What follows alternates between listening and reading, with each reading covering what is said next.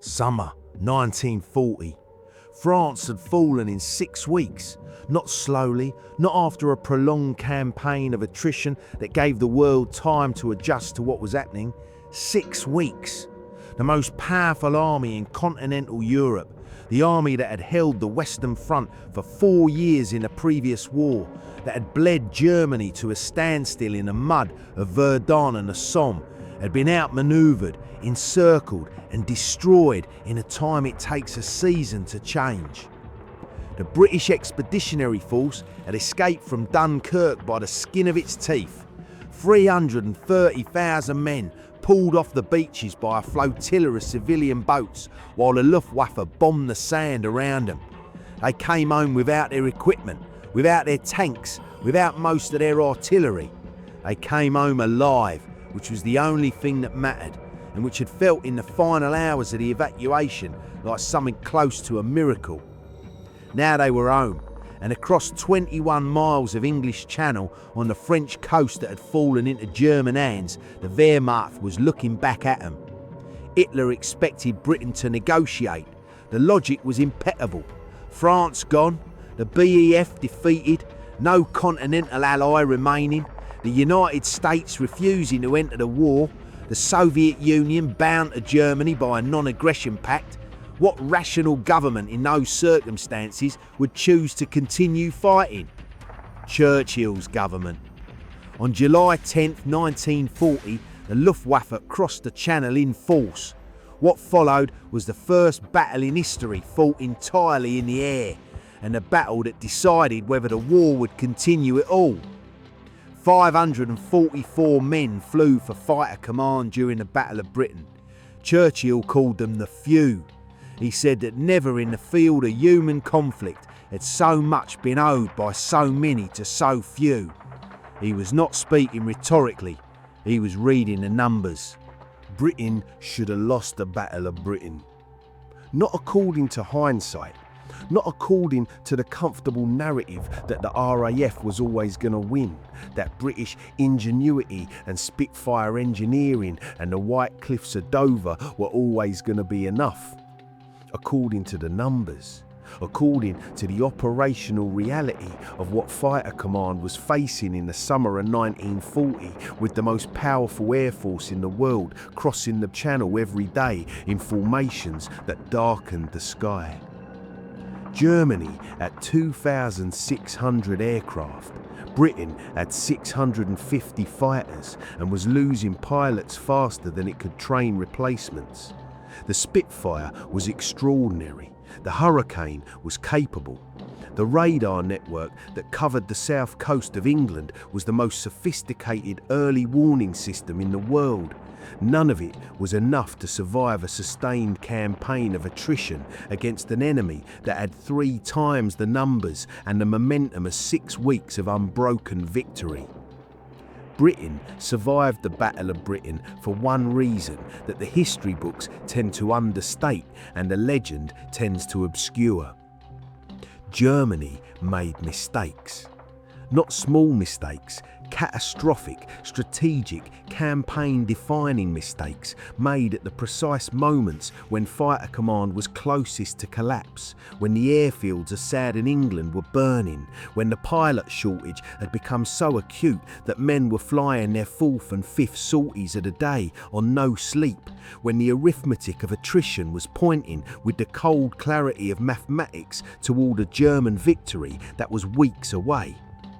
This is the story of those mistakes, and the 544 men who were still flying when Germany made the last one.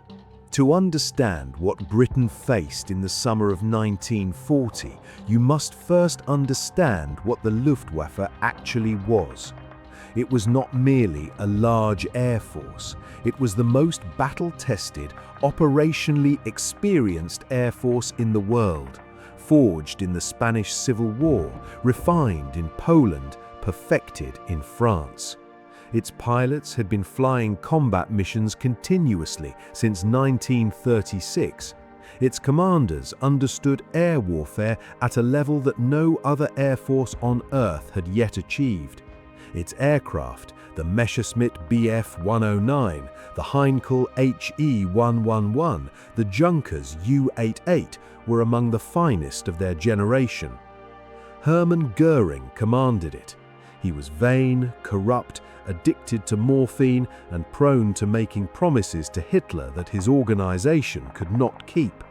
These qualities would matter enormously before the summer was over, but in July 1940, none of that was visible.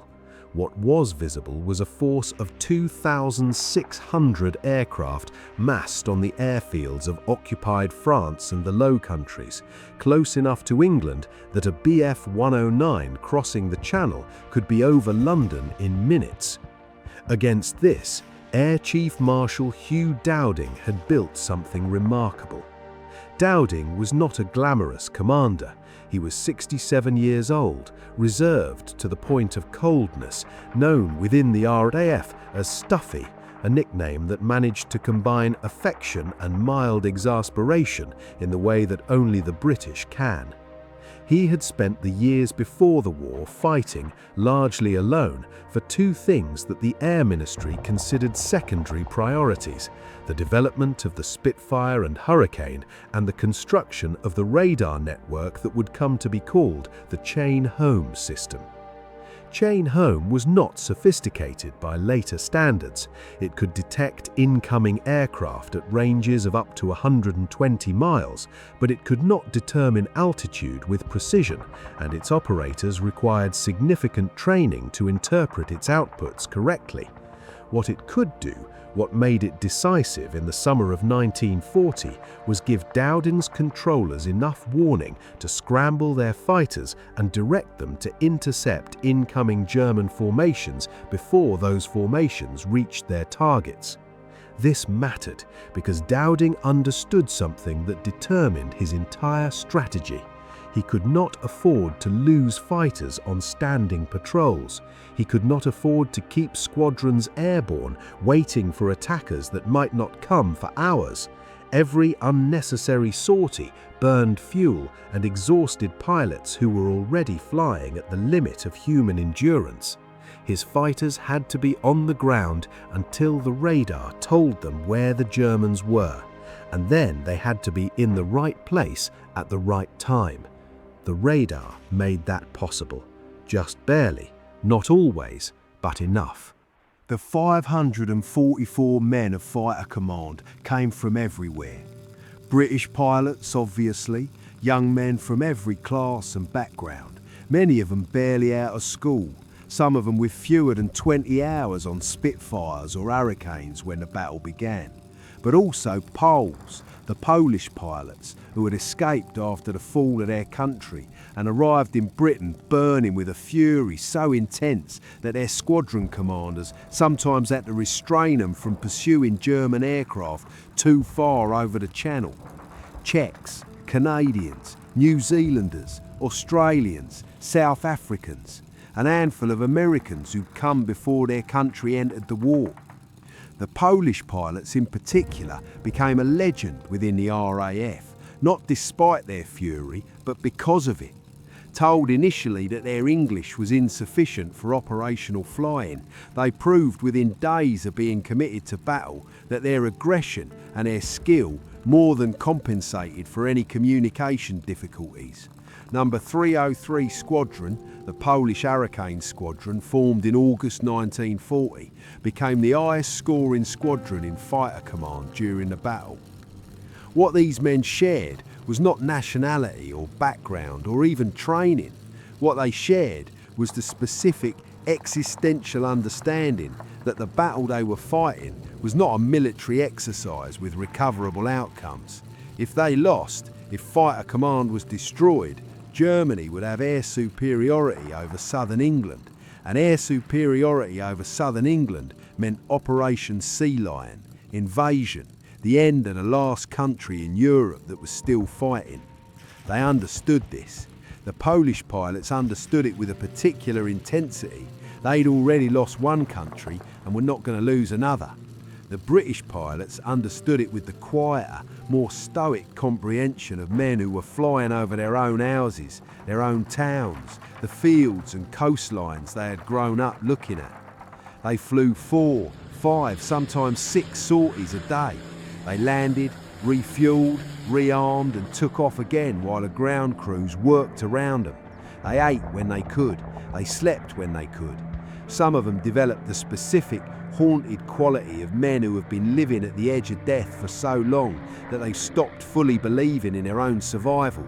Not despair exactly, but a kind of radical present tense existence in which tomorrow is an abstraction and the next 30 minutes is everything. August 1940. Goering had changed his strategy.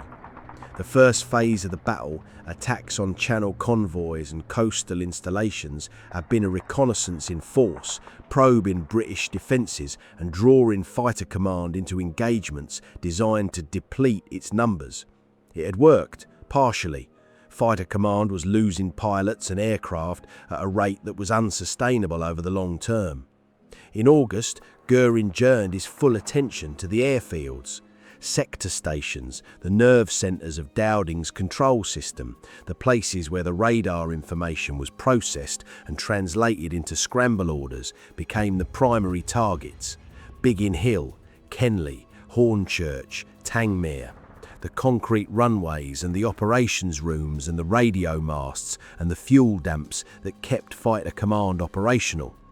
This was the correct strategy. This was the strategy that was working. By the end of August, several sector stations had been so heavily damaged that their operations rooms had been moved to temporary locations.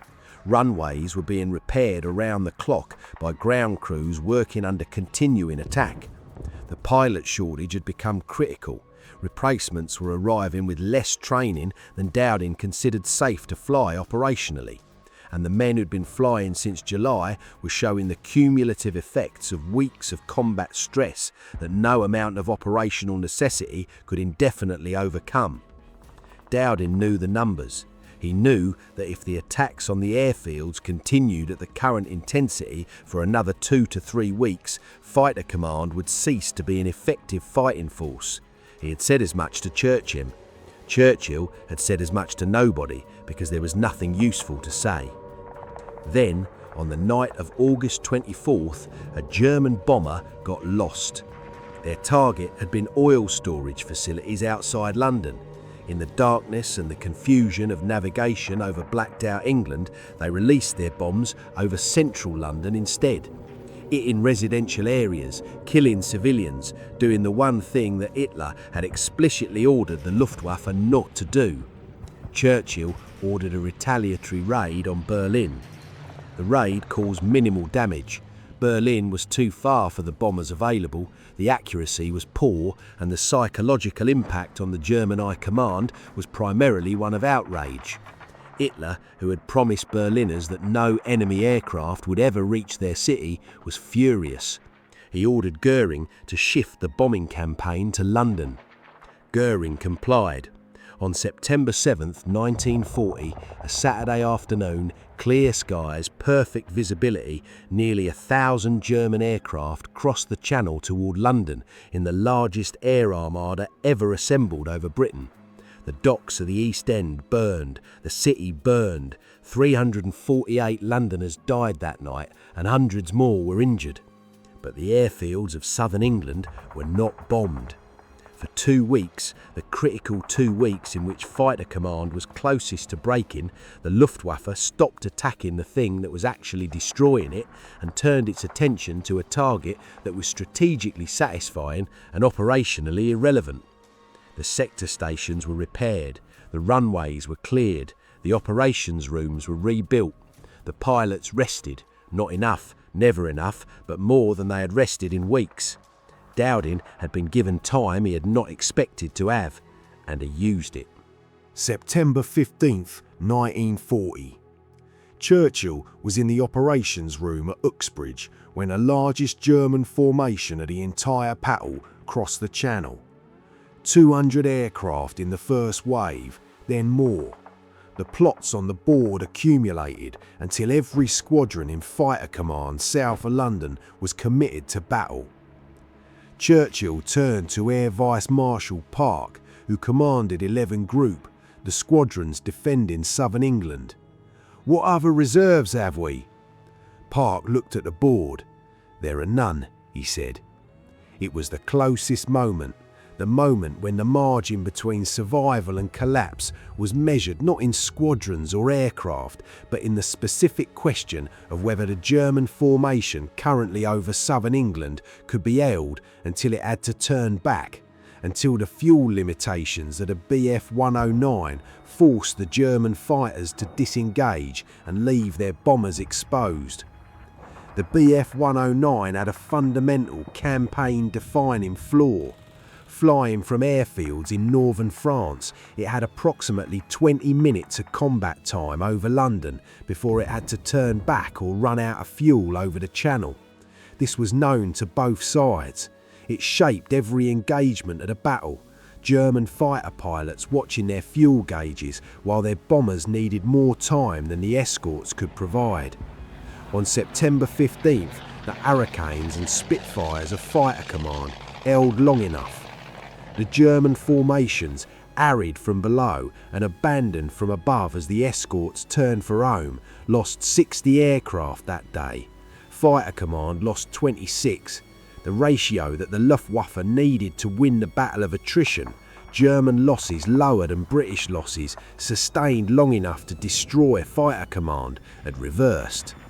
2 days later, Hitler postponed Operation Sea Lion indefinitely.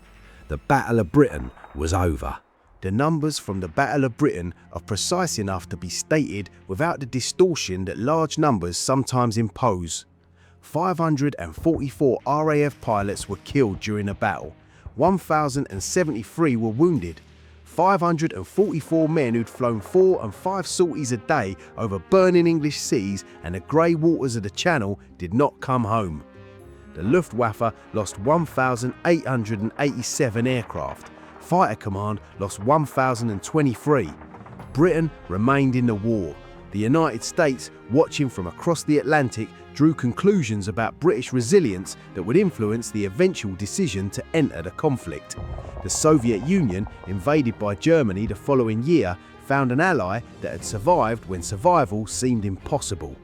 The mathematics of the war shifted in ways that would not become fully clear for years, but the shift began on the airfields of southern England in the summer of 1940, in the operations rooms where young women moved plots on boards and young men scrambled into cockpits for the 4th time that day. Dowding was removed from command in November 1940. The politics of the RAF, which had never fully accepted his methods, caught up with him the moment the battle was won. He was replaced. He was not given the peerage that his achievement warranted until years later. He spent the rest of the war in series of increasingly peripheral roles. The man who had built a radar network and the fighter force and the control system that won the Battle of Britain was removed from command 3 months after winning it. He was not the only one. Park, the Air Vice Marshal who had commanded 11 Group through the battle, who had made the tactical decisions that translated Dowding's strategic vision into daily operational reality, was also replaced.